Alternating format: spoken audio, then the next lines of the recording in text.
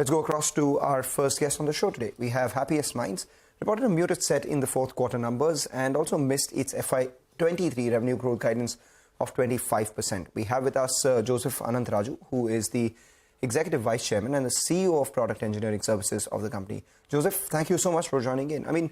Just wanted to understand, you missed achieving the 25% revenue growth guidance in FY23. What exactly happened? In fact, when we spoke to you mid-quarter, you were hopeful of beating that guidance. We had guided 25% for FY23, and we've done 23.7. So we missed our guidance by 1%. And one of the main factors, unlike in the last few years, where budgets got decided sometimes in November or latest by December, this time we saw decisions getting pushed out in quite a few cases into January and even into February. And as a result, many of the opportunities that we were discussing with our customers, the start got pushed out into March and maybe even second half of February, in some cases towards the end of March. So this led to a right shifting of revenue, which led to that difference of 1% or so between the guidance and what we were finally able to achieve. Now, the encouraging part is that the pipeline and deal closures were quite good in Q4. We ended Q4 with a very good pipeline. We had 16 new logos that we were able to close in Q4, many of them in March. And as we speak, in the first half of April, we've had 2 large closures. All of this is giving us the confidence to guide for 25% for FY24. And we expect to start off the year quite well with a good Q1, which will set the base for getting to that 25% guidance that we've given for the whole year. All right, Joseph, I want some more clarity though. Will this growth be evenly decided? And will this right shifting of revenue of around 1% show up in a stronger showing in the first quarter of next fiscal?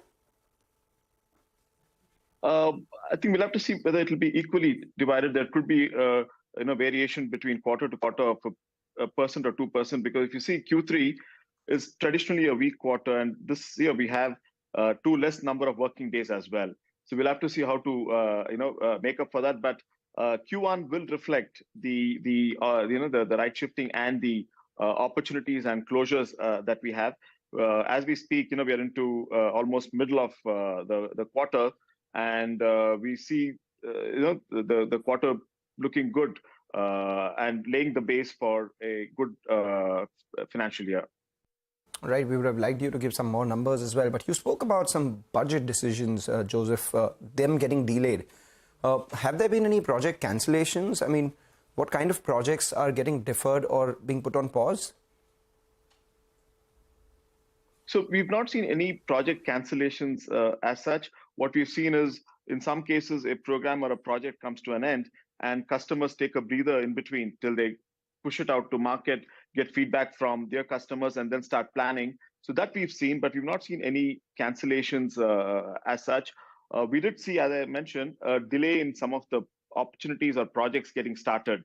And that was what led to the right shifting of revenues. Instead of starting in January, many of these opportunities started yielding revenues in March. But again, another encouraging factor is that many of these opportunities are of longer duration, so they should see us through the entire financial year, which gives us a little bit more confidence in the guidance that we've given. All right, let's focus on the margin performance then. Do you maintain this margin guidance of around 22 to 24% for FY24? As you know, we've had this discussion earlier as well.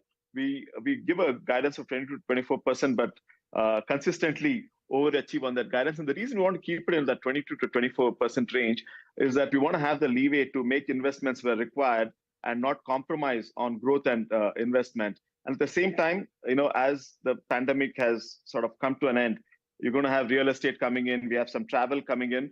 Having said that, we're going to make all efforts to maintain our margin at the current levels that we have. All right, that's as far as FY24 is concerned. Let's see whether you're dovetailing according to your long-term plan as well, because by FY31, you had planned to achieve $1 billion in revenue, and M&A was supposed to be a big part of that as well. Just wanted to understand if you're on track to achieve your long-term guidance, and at the same time, any sort of M&A that one can expect in FY24? Yeah. So I think we are very confident about achieving that goal of $1 billion in revenues by 2031, or if everything goes well, maybe a little earlier as well. And M&A will be a critical part of getting there for two reasons. One is it will give us that that revenue leeway and base, but more importantly, it will allow us to acquire differentiated skills around which we can build new offerings or get into new markets. Just to give you an instance, the SMI acquisition that we did in last quarter, it gives us quite a bit of depth in two areas, healthcare and supply chain. And as we speak, we're looking at how to leverage these capabilities to get into newer markets. We've been very active in having conversations with candidates in the past as well. And you rightly pointed out that valuations have come down. So maybe not having done a big acquisition earlier would be beneficial from that angle. And we are engaged with our bankers and quite a few companies that are target for an acquisition. But we will continue to look at making sure that there's a strategic fit and that valuations are reasonable. We don't want to get into a situation where we overpay and then regret later. Got it. All right, Mr. Joseph, let's focus on a couple of your verticals. And EdTech has slowed down for the second consecutive quarter. And there's a drop in retail. Well, that's been quite sharp as well. Can you explain this to us? And any other sectors where you're seeing some kind of headwinds?